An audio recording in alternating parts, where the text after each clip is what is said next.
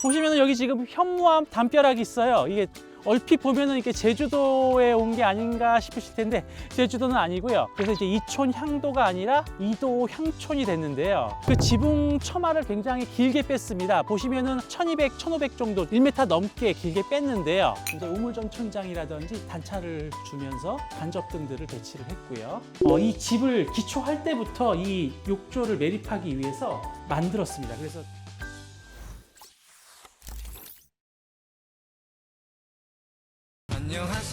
우돔 시청자 여러분 안녕하세요. 오늘은 여기 부여군에 왔습니다. 충남 부여. 여기에 저희가 또 이쁜 집을 지어서 여러분께 소개해 드리려고 왔습니다. 뒤에 보이시는 이 집인데요. 보시면 여기 지금 현무암 담벼락이 있어요. 이게 얼핏 보면은 이렇게 제주도에 온 게 아닌가 싶으실 텐데 제주도는 아니고요. 이 집을 간단히 소개해 드리자면 29평 단층입니다. 도시에 사시던 건축주님께서 도시 아파트를 팔고 여기 시골로 오셨어요. 이 부여 쪽에 아무런 연고도 없으신데 너무 마음에 들고 아름다운 땅을 계약하시고 저희한테 집을 의뢰해 주셨습니다. 그래서 이제 이촌 향도가 아니라 이도 향촌이 됐는데요. 한번 그러면은 저희가 이 집을 한번 보도록 하겠습니다. 예, 요즘 들어서 2층보다는 단층을 원하시는 분들이 많이 있습니다. 단층으로 해가지고 옆으로 좀 넓게 퍼져서 이렇게 공간으로 쓰시고, 나이 드신 분들 같은 경우도 이제 계단이 있어서 오르락 내리락 하시기 힘드신 분들이 있거든요. 그런 분들 때문에 단층으로 많이 하시는데, 단층 주택의 단점은 집이 옆으로 퍼져 있으니까 밋밋하다는 거예요. 특히 30평 정도 넘어가면은 굉장히 옆으로 퍼져가지고 집 전체적으로 균형미나 밸런스가 조금 깨지는 부분이 있는데요. 그거는 이제 보통 지붕을 약간 각도를 높여서 상쇄를 하기도 합니다. 근데 이 집 같은 경우는 그 지붕 처마를 굉장히 길게 뺐습니다. 보시면은 1200, 1500 정도 1m 넘게 길게 뺐는데요. 이 디자인 같은 경우는 최근에 단층 주택 중에 무인양품 하라켄야라는 일본 디자이너가 양의 집이라는 디자인 컨셉을 만들어 가지고 굉장히 좀 일본에서도 히트치고 우리나라에서도 이제 그 디자인의 이미테이션으로 지금 많은 건축가들이 이제 집을 짓고 있는데, 약간 그런 디자인의 컨셉으로 만든 집입니다. 그래서 어떻게 보면 우리가 눈에 보기에 이렇게 익숙치가 않은 디자인인데요.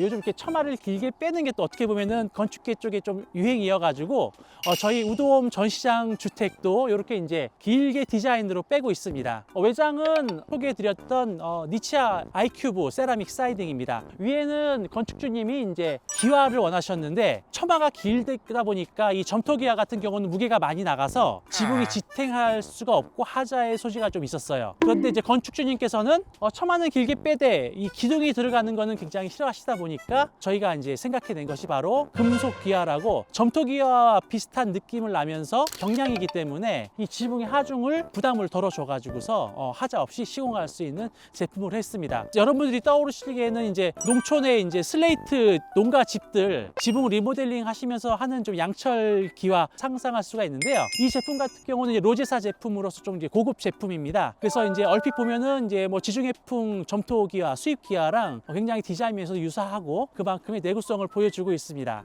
웨이든 같은 경우는 지금 여기 조명 색깔이 약간 좀 붉으스름하게 보이실 거예요. 이게 약간 특성을 가지고 있는 겁니다. 해충 방지용 램프라 그래가지고 벌레들이 싫어하는 빛깔이어가지고 거실창 주변으로 벌레들이 많이 안 꼬이게 조명이고요. 그리고 이제 특이한 점은 여기가 지금 한 1.2m 정도 굉장히 길게 처마를 뺐는데, 건축주님께서 이쪽이 남향이다 보니까 빨래 같은 거 넣을 때 여기를 좀 활용하고 싶다 하셔가지고 우리 보통 이제 아파트 베란다에서 이제 쓰는 이렇게 높이 자바라식 건조대도 이렇게 또 설치를 했습니다.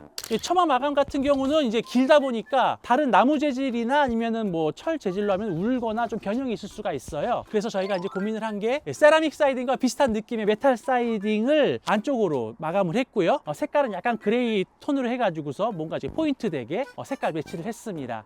그러면 여기 지금 우리가 간단히 밖은 봤고 건축주님을 한번 모시고 이 집에 대해서 하나하나 보도록 하겠습니다. 고생 많으셨습니다. 지금 집 지으시고 이 주변 작업들을 하시느라 예. 요 석재 데크랑 현무암석 이제 담벼락을 했어요. 뭐 보통 이제 통상적으로 전원주택 같은 경우는 방부목 데크나 합성블록 데크 아니면 그냥 기존 철제 펜스를 하는데, 특이하게 돌로서 지금 다 마감을 했거든요. 이 디자인 컨셉이라든지 비용은 어땠을까요? 처음에는 이제 그 담장을 할 생각이 없었어요. 지금 집 위치가 이 동네에서 가장 좀 언덕 위에 꼭대기에 있다 보니까 저쪽 북쪽에서 부는 바람이 생각보다 굉장히 강해요. 처음에는 바람을 막을 목적으로다가 이제 담을 하려고 생각했다가 담장 재료를 알아봤는데 알아본 그 담장 재료 중에 가장 싸요. 자재는 건축주님께서 한 6바레트 정도 사셔가지고 이제 조적공들 불러서 작업을 했는데 들어보니까 가격 대비 굉장히 가성비가 훌륭한 제품인 것 같습니다. 그래서 이런 컨셉으로 이제 건축주님들께서도 적용하셔도 굉장히 좋은 팁이 될 수 있을 것 같습니다. 네, 그럼 건축주님께서 이렇게 처마를 길게 뺀 거를 원하셨는데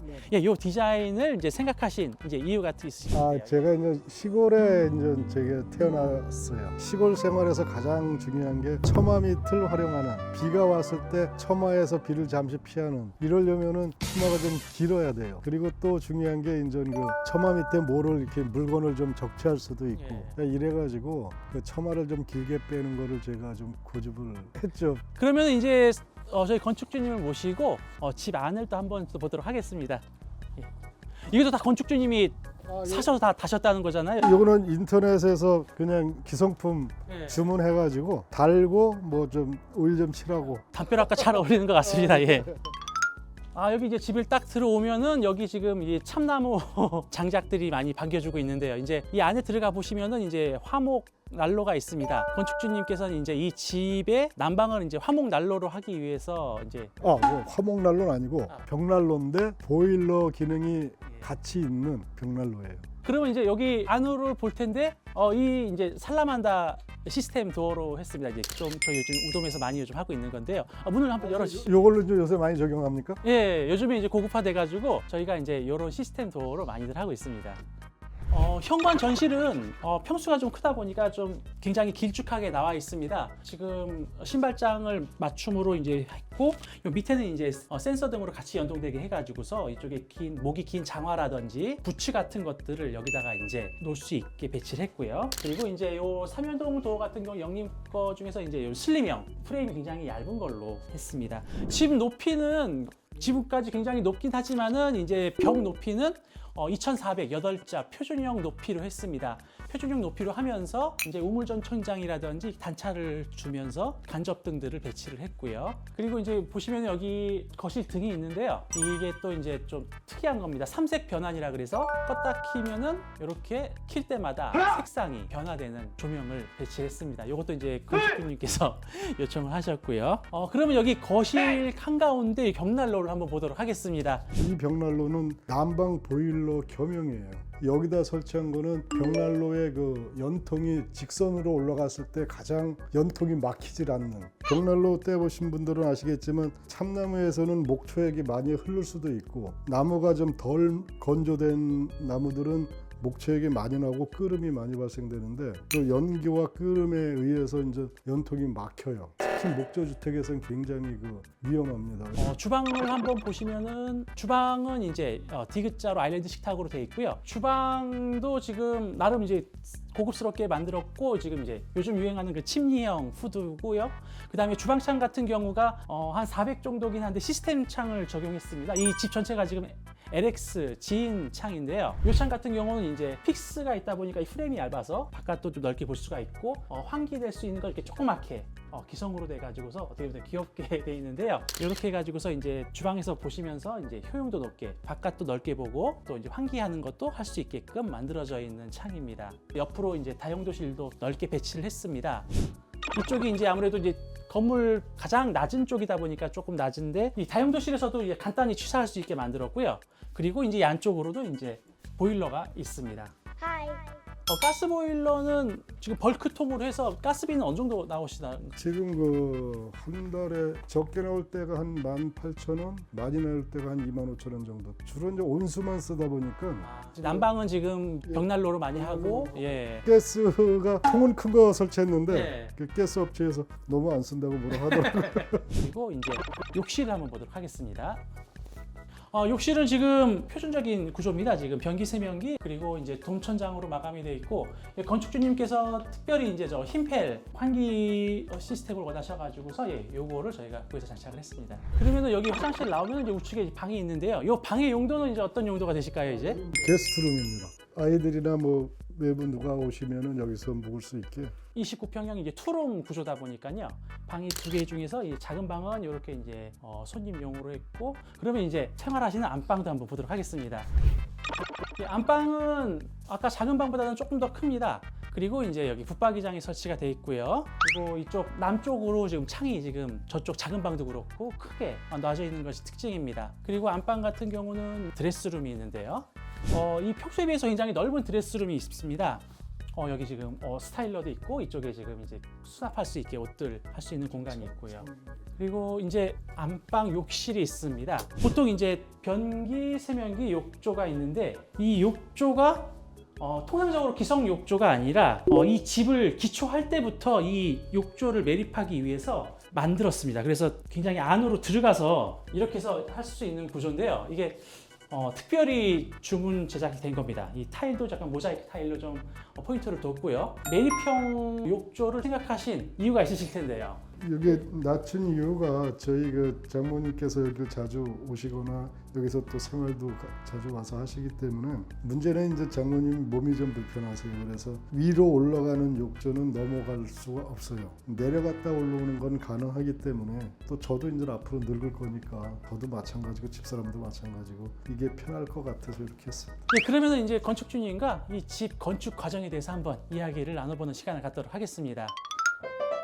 사장님께서 이 집을 구상하시면서 두었던 뭐 주안점이라든지 그런 걸 한번 말씀해 주시죠. 이제 은퇴 후에 이제 어떤 생활을 할까를 전에 많이 좀 고민했었는데 집사람하고 저하고 둘이 노후를 보내고 나중에 뭐 자식들이 뭐 그 세컨하우스를 이렇게 활용했으면 좋겠다. 그다음에 이제 저희 장모님이 이제 한 분 계신데 장모님을 간간히 또 여기 와서 모셔야 되는 어떤 그런 부분이기 때문에 몸이 불편하신 분이 좀 다니기 편한 구조로다가 그렇게 계획을 했어요. 또 저희 우동과의 인연도 좀 약간 좀 독특했던 걸로 알고 있습니다. 그것도 한번 말씀해 주시죠. 세 군데 업체 정도를 이렇게 압축을 했었는데 다른 업체랑 이제 거의 이제 집 짓는 계약 단계까지 갔다가 마지막에 우연히 이제 그 우드홈 유튜브를 보게 됐어요. 대표님이 지금까지 했던 경험 내지는 또 집 짓는 사람들이 어떤 불편함이 있었는지 대표님은 어떤 생각을 갖고 집을 짓는지 이런 부분에 대한 영상이 기퉁이 하나 있더라고요. 그걸 봤어요. 저런 분한테 집 짓면 되겠구나.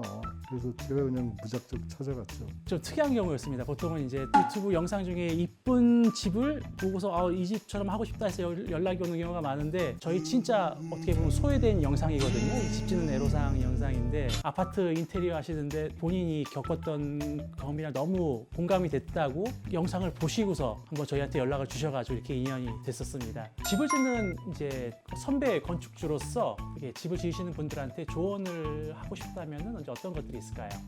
진짜 그 집 지을 때 몰라가지고 낭패 보는 일이 저는 다 겪은 것 같아요. 땅을 사놓고 도로가 있으니까 여긴 맹지가 아니다. 그래가지고 이제 했더니만 두 군데가 맹지더라고요.